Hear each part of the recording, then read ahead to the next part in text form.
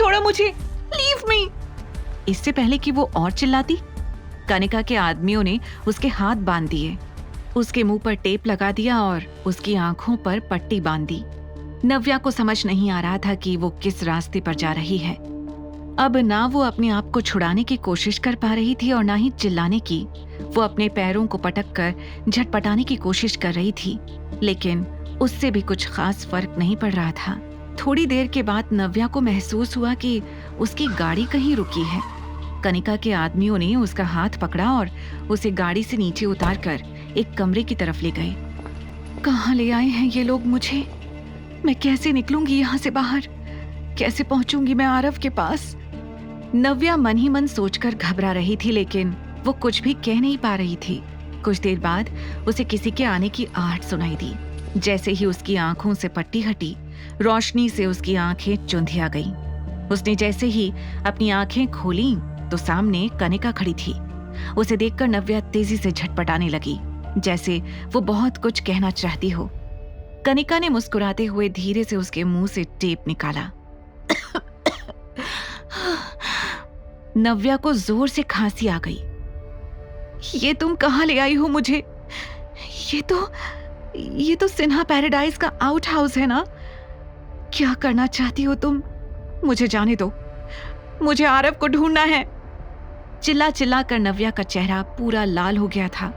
उसकी बेचैनी और घबराहट देखकर कनिका को बहुत खुशी मिल रही थी। इस तरह हाथ पैर पटकने का कोई फायदा नहीं है। यहाँ पर सिक्योरिटी बहुत टाइट है, तुम चाहकर भी यहाँ से भाग नहीं पाओगी। और वैसे भी तुम्हें यहाँ से क्यों ही जाना है? वो है ना तुम्हारा आशिक, the business tycoon, the handsome Avinash Ahuja. वो आएगा तुम्हें ढूंढते हुए। जैसे उसने तुम्हारी बेटी को बचाया होगा, अब वो तुम्हें बचाएगा। कनिका ने इतराते हुए अपने बालों को सही करते हुए कहा, आज मैं देखना चाहती हूँ कि वो अविनाश आहूजा तुम्हारे लिए क्या कर सकता है। मैं भी तो देखूं कितना गहरा है तुम्हारा रिश्ता। उसने मन में कहा और मुस्कुराने लगी। नव्या को कुछ समझ नहीं आ रहा था। उसे पता था कि अगर उसने अपने और अविनाश के रिश्ते के बारे में कनिका के सामने सच कह दिया तो बहुत गड़बड़ हो जाएगी, और अगर नहीं कहा तो उसकी उम्मीदें और भी बढ़ती जाएंगी। उसके चेहरे पर परेशानी देखकर कनिका ने अंदाजा लगाना शुरू कर दिया कि कोई बात तो जरूर है। क्या हुआ? क्या सोच रही हो? यही कि अविनाश आएगा या नहीं? ये सुनकर नव्या घबरा गई। अगर वो सच में तुम्हारा हस्बैंड है तो वो जरूर आएगा यहाँ पर, और अगर तुमने हम लोगों से झूठ बोला है तो बात अलग है। जैसे ही कनिका ने ये बात कही, नव्या की नजरें झुक गई। वेट, क्या तुमने हम लोगों से झूठ कहा है? अविनाश आहूजा तुम्हारा हस्बैंड और आरव का डैड नहीं है? तुम अभी तक हम लोगों को धोखा दे रही थी। कनिका ने एक के बाद एक कई सवाल करने शुरू कर दिए। Of course not, नव्या ने घबरा कर कहा। ठीक है फिर, अगर ये सच है तो आने दो उसे, अब वही बचाएगा तुम्हें और तुम्हारे बेटे को। इतना कहकर कनिका ने अपना चश्मा पहना और वहां से जाने लगी। नव्या उसके पीछे से चिल्लाती रही, उसे जाने देने की भीख मांगती रही, लेकिन कनिका ने उसे पलटकर भी नहीं देखा।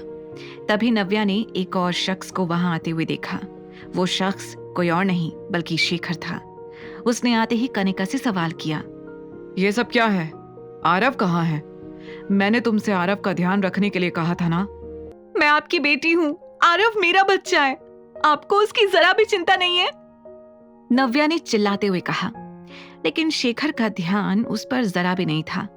ऐसा लग रहा था जैसे वो जानबूझकर नव्या को इग्नोर करने की कोशिश कर रहा हो। कनिका, इससे कह दो अगर ये और कुछ झेलना नहीं चाहती तो अविनाश आहूजा को हमारा बिजनेस पार्टनर बनने के लिए मना ले, नहीं तो यहीं सड़ती रहे। शेखर ने नव्या की तरफ बिना देखे ये बात कही और वहां से दन दनाते हुए निकल गया। सुना ना तुमने पापा ने क्या कहा? कनिका भी इतराकर वहां से निकल गई। शेखर जैसे ही आउट हाउस से बाहर आया, उसका इंतजार शिखा कर रही थी। उसने कनिका को मुस्कुराकर देखा और फिर फेक चिंता जताते हुए शेखर के कंधे पर अपना हाथ रखकर कहा, हानी, इस लड़की ने बहुत परेशान कर दिया ना तुम्हें। सोचा था 6 साल बाद आएगी तो सुधर जाएगी। एनीवेज, तुम्हें नहीं लगता कि हम नव्या से कुछ ज्यादा ही उम्मीद कर रहे हैं? आई मीन, कहाँ वो अविनाश आहूजा और कहाँ ये। वो क्यों इससे शादी करेगा और क्यों इसे पसंद करेगा? सोचो जरा। हाँ dad, even I think so. मुझे तो लगता है कि इसका और अविनाश का कोई रिश्ता ही नहीं है। इसने हम लोगों से झूठ बोला है और हमें बेवकूफ बनाया है। आगे की कहानी जानने के लिए देखिए अगला एपिसोड सिर्फ पॉकेट FM के YouTube चैनल पर, और द रिटर्न के सारे एपिसोड्स को सुनने के लिए डिस्क्रिप्शन में दी लिंक से डाउनलोड करें पॉकेट FM ऐप।